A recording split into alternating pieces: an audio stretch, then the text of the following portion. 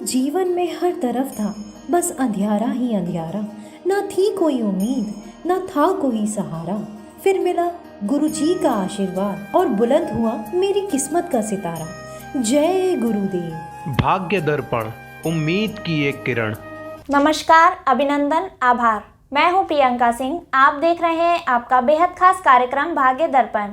आज हमारे साथ मौजूद हैं विश्व के जाने माने एस्ट्रोलॉजर, न्यूमरोलॉजिस्ट, लाल किताब एंड वास्तु कंसल्टेंट डॉक्टर अंकित त्यागी जी। जय श्री राम गुरु जी, स्वागत है आपका हमारे इस बेहद खास कार्यक्रम में। जय श्री राम। प्रभु श्री राम सबको खुश रखें। गुरुजी, बहुत सारे लोगों को हम देखते हैं, बहुत पूजा करते हैं, बहुत सारे उपाय करते हैं, परंतु फिर भी उनके जीवन में बहुत परेशानी रहती है। आखिर ऐसे क्या उपाय हम करें जिससे हम भगवान को प्रसन्न कर सकें? क्या हमारे वेद और शास्त्रों में ऐसा क्या वर्णन है जिससे हम करके, जिन उपायों को हम करके अपने ईश्वर को, अपने इष्ट देव को प्रसन्न कर सकें? आपका क्या कहना है इस बारे में?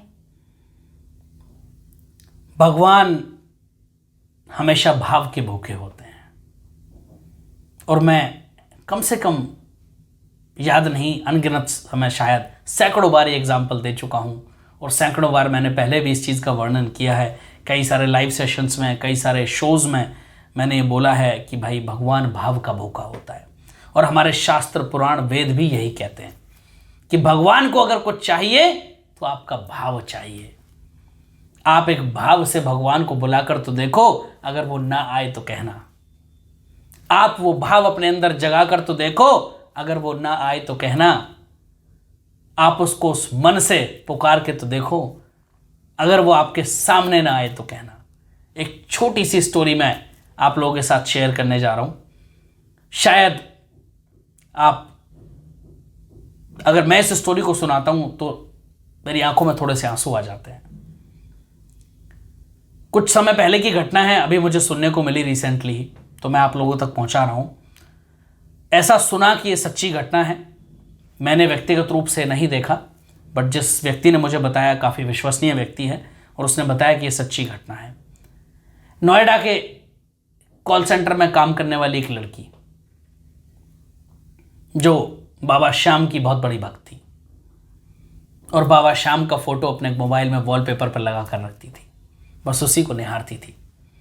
एक दिन किसी कारणवश थोड़ा सा लेट हो गई। कोई ऑफिस में फेयरवेल पार्टी थी या कुछ कार्यक्रम था या जो भी था, लेट हो गई। लगभग 11-12 का समय हो गया। तो उसके कुछ कोलीग्स जो साथ में काम करने वाले थे कहने लगे हम आपको छोड़ देंगे, लेकिन उसको लगा कि उन लोगों को अभी और 1-2 घंटा लग सकता है और उसको लगा कि ज़्यादा लेट हो जाएगा, घर पहुंचने में उचित नहीं होगा। तो ऑफिस से बाहर निकली, सोचा कुछ ना कुछ ऑटो या टैक्सी या कुछ मिल जाएगा। सब भगवान की ही लीला है, ना कोई ऑटो मिला, ना कोई कैब मिली, ना कोई टैक्सी मिली। अकेली खड़ी थी, मन में डर था। सोचेगा, एक लड़की 24-25 साल की जब अकेली रोड पर रात के अंधेरे में खड़ी हो तो उसके दिल पर क्या बीतती है, तो किस परिस्थिति में होगी।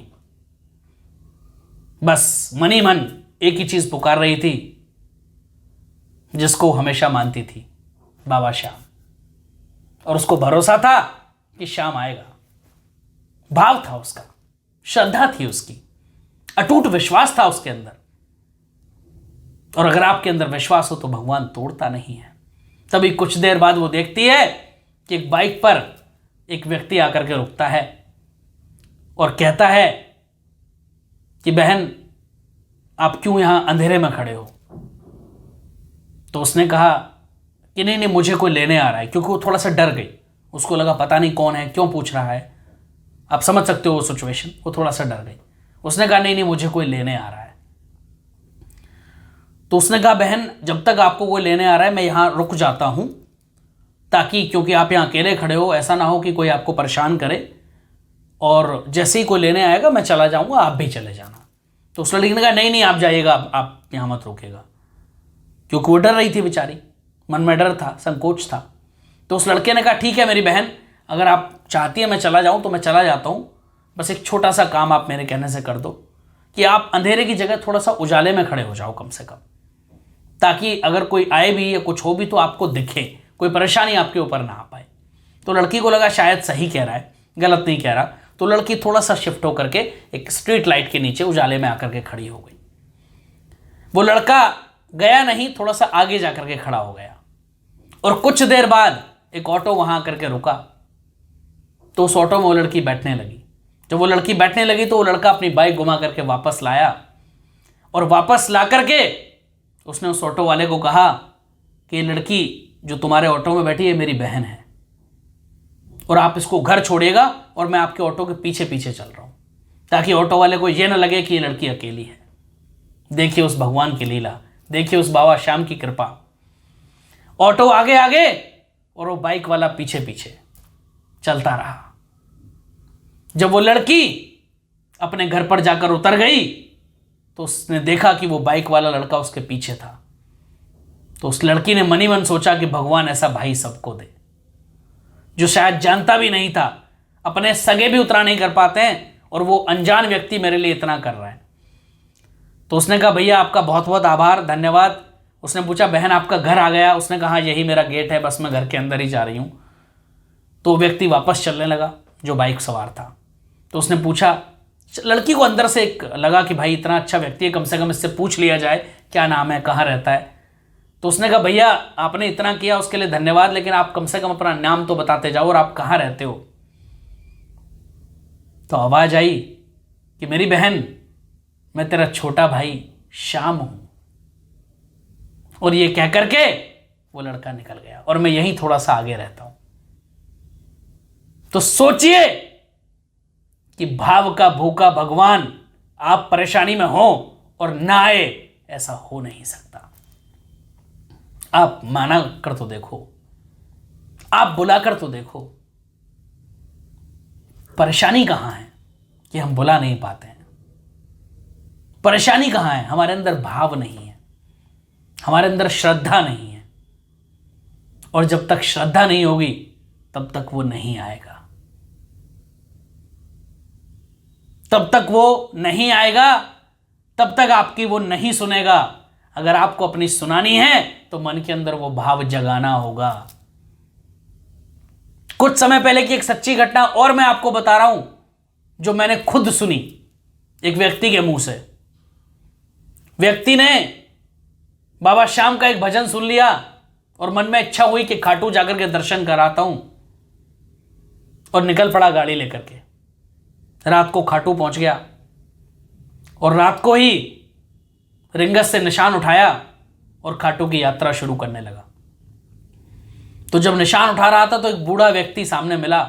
उसने कहा बेटा आपका छोटा बच्चा है, आपके साथ आप हस्बैंड वाइफ हो, 2 लोग हो और यहाँ से काफ़ी लंबा सफ़र है, बीच में आप अकेले रात को यात्रा ना करो तो बेहतर होगा। बाबा ने वहाँ भी उसको बोला कि रुक जा, लेकिन वो कहाँ, वो तो श्याम के प्रेम में दीवाना था। कहता नहीं बाबा, जिसका बाबा बैठा है उसको क्या ज़रूरत है डरने की, मैं तो यात्रा करूँगा। और मैं अभी जाकर के धर्मशाला में अपने कपड़े उपड़े रखे और नहा धो करके बाहर आया, देखा तो बुजुर्ग व्यक्ति भी नहा धो करके तैयार खड़ा था कि बेटा मैं भी आपके साथ चलूंगा। रास्ते में कुछ लूटने वाले लोग मिले, लेकिन उस बूढ़े व्यक्ति को देख करके वो भाग गए।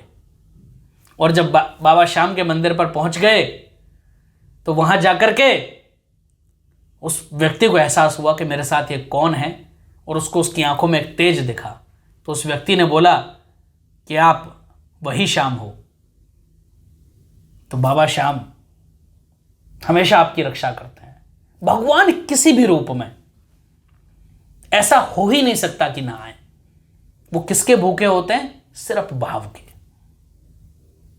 आप भाव जगाकर तो देखो, भगवान ना आए ऐसा मैं मान ही नहीं सकता।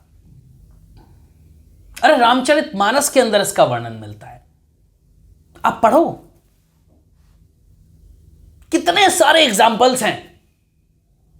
मैं चाहूं तो भी आपको यहां 100 एग्जाम्पल्स और दे सकता हूं। ऐसे उतना समय नहीं होता है वीडियोस में, लेकिन मैंने सिर्फ इसलिए एग्जाम्पल दिए ताकि आपको समझ आए कि वो भाव आप जगा कर देखो, वो भाव आप अपने अंदर ला करके देखो।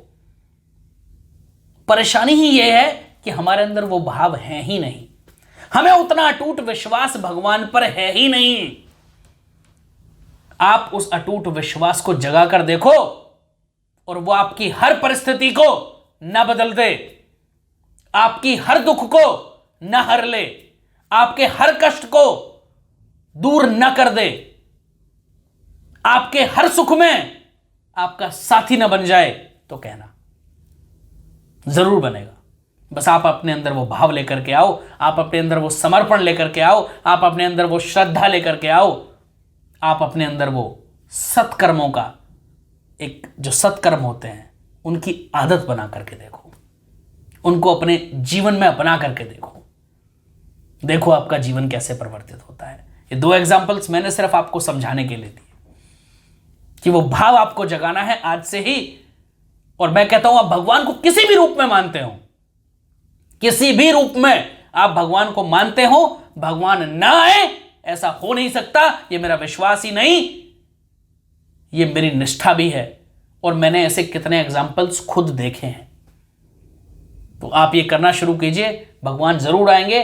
और भगवान ना आपके पैसे का भूखा है, ना आपकी अगरबत्ती धूपबत्ती का भूखा है, और ना आपकी किसी और चीज का भूखा है। अगर वो भूखा है तो आपके भाव का भूखा है, अगर वो भूखा है तो आपकी श्रद्धा का भूखा है। बस उस श्रद्धा और भाव को जगा लो, भगवान ना आए ऐसा नहीं हो सकता।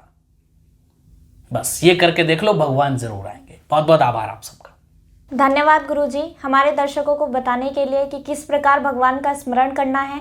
अपने मन में एक भाव रखें और भगवान को याद करें, वो बिल्कुल आपके हर तरीके की हर परेशानी में ज़रूर आएंगे। फिर मिलेंगे एक नई वीडियो के साथ, तब तक के लिए आप सबको जय श्री राम।